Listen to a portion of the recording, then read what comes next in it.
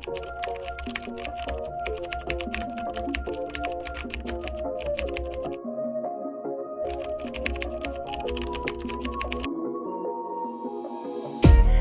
semua, kenalin nama aku Minvan yang bakal nemenin kalian untuk tahu tentang framing media massa terhadap kasus penyimpangan orientasi seksual.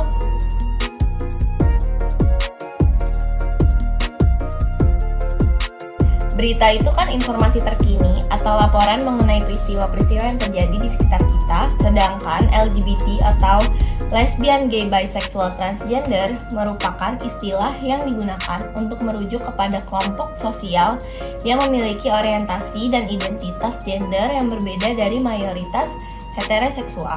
Nah, di zaman sekarang itu tuh banyak banget berita mengenai LGBT yang selalu heboh sampai akhirnya banyak yang make framing LGBT itu untuk naikin rate dari beritanya itu sendiri. Contohnya itu adalah yang satu ini. Oke, di salah satu media massa nih, yaitu Republika, ada satu berita atau kasus yang berjudul Data Terbaru Cacar Monyet, 57 kasus konfirmasi dinominasi homoseksual. Artikel dari Republika ini itu ngejelasin bahwa kasus cacar monyet itu sudah terkonfirmasi 57 kasus. Dan kasus itu tuh didominasi oleh pasien homoseksual karena dari perempuan itu belum ada yang terdeteksi. Karena hal itu, akhirnya artikel ini ngebuat stereotyping bahwa hal tersebut karena berhubungan intim dari sesama laki-laki atau LSL. Menurut Ahmad, dari keseluruhan 57 kasus, konfirmasi ini tuh orientasi seksualnya itu kebanyakan dari LSL. Di komunitas LSL itu ada 35 kasus, kemudian orientasi bisexual seksual itu ada 11 kasus, dan di heteroseksual itu ada 7 kasus. Dari penjelasan si Ahmad ini tuh tidak menyebutkan bahwa hanya homoseksual aja gitu, tapi kan dia nggak nyebutin banyak, tapi di judulnya itu dia cuman menekankan kalau si homoseksualnya aja gitu. Terus ada satu pasien yang meninggal di salah satu rumah sakit. Si artikel ini menyebutnya itu dikarenakan oleh cacar monyet, padahal ternyata itu bukan dari cacar monyet, melainkan itu dari HIV. Dan HIV sendiri itu bisa tertular tidak harus dengan sesama jenis. Dari laki-laki itu meninggal, yang dinyatakan meninggal karena HIV itu tidak dijelaskan kalau yang meninggal itu seorang homoseksual atau biseksual. Dan HIV itu tidak harus melibatkan hubungan seksual, tapi juga bisa dari keturunan.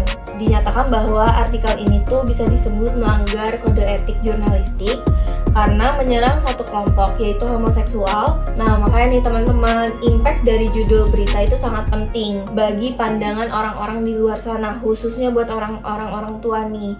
Pastikan orang-orang tua itu suka yang ngirim-ngirim atau nge-share ke grup orang tua lainnya. Belum tentu semuanya itu ngebaca keseluruhan berita, bisa juga dia cuma baca judulnya aja. Makanya itu bahaya banget. Nah, sudah selesai nih pembahasan bareng Minvan. Sekarang aku bakal lempar ini ke Minka. Halo teman-teman, kenalin aku Minka. Di sini aku akan nemenin kalian di topik pembahasan yang kedua. Nah, sebelumnya makasih banget ya Minvan udah ngoper ke aku dan aku izin take over ya sekarang. Nah, jadi di topik pembahasan yang kedua nih aku nggak cuma ngebahas tentang homoseksualitas aja nih. Kita agak move dikit, yaitu kita ke arah transgender.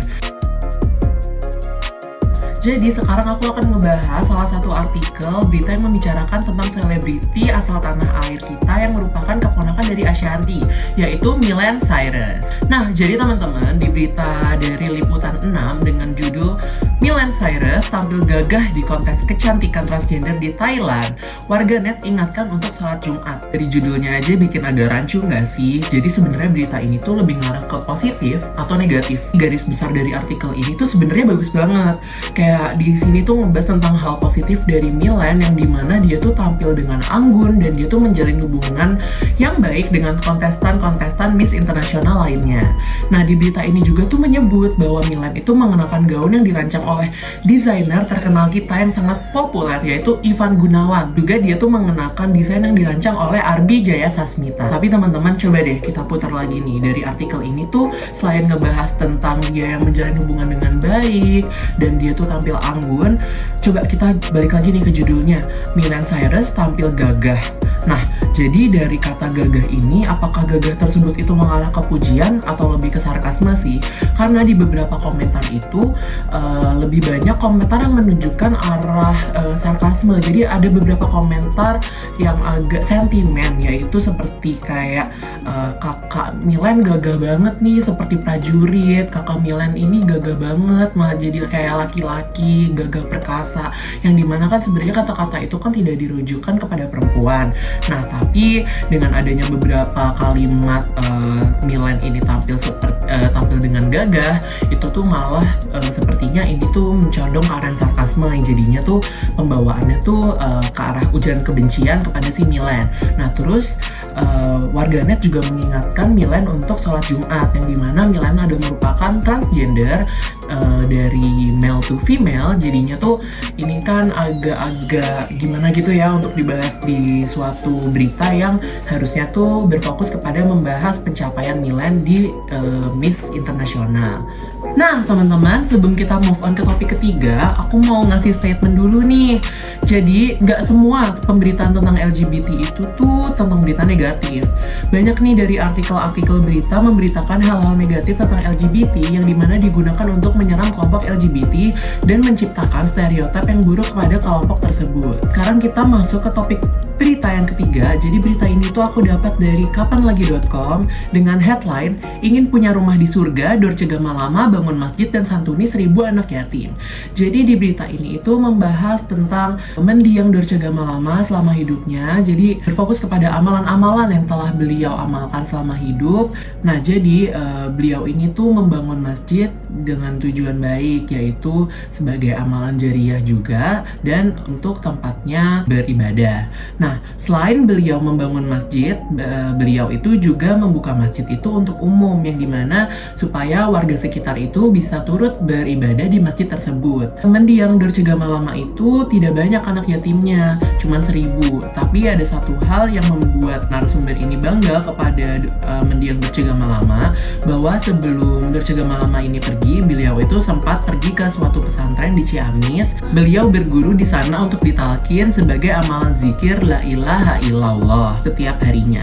Nah, jadi teman-teman, artikel ini itu tidak menyinggung sama sekali tentang orientasi seksual dari mendiang Dorce Gamalama dan juga tidak menyerang tentang identitas mendiang Dorce Gamalama yang merupakan seorang transgender, yang dimana berita ini tuh hanya berfokus kepada amalan-amalan baik yang pernah diamalkannya dan fokus kepada hal-hal positif lah ya intinya, dan tidak menyinggung sama sekali tentang kelompok LGBT tersebut. Jadi gimana nih teman-teman nyimpulinnya? Apakah masih ada nih penanaman tentang stereotip jelek di kepala teman-teman kalau transgender itu selalu buruk dan tentang kelompok LGBT itu selalu buruk? Nah, jadi sebelum teman-teman bikin kesimpulan sendiri, aku bakal oper nih ke salah satu admin kita lagi. Kalian bakal ketemu Minte yang akan ngasih closing statement.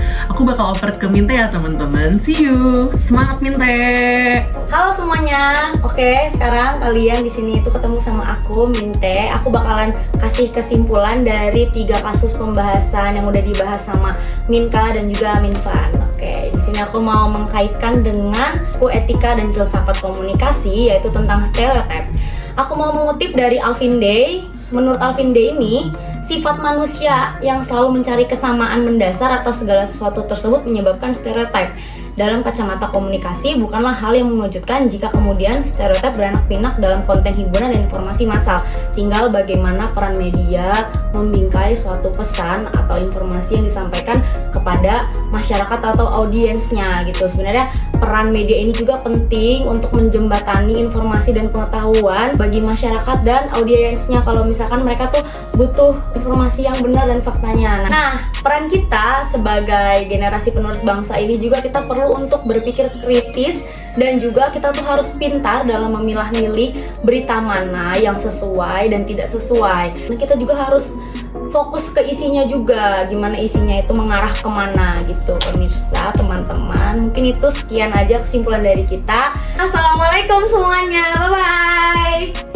Banyak gak sih?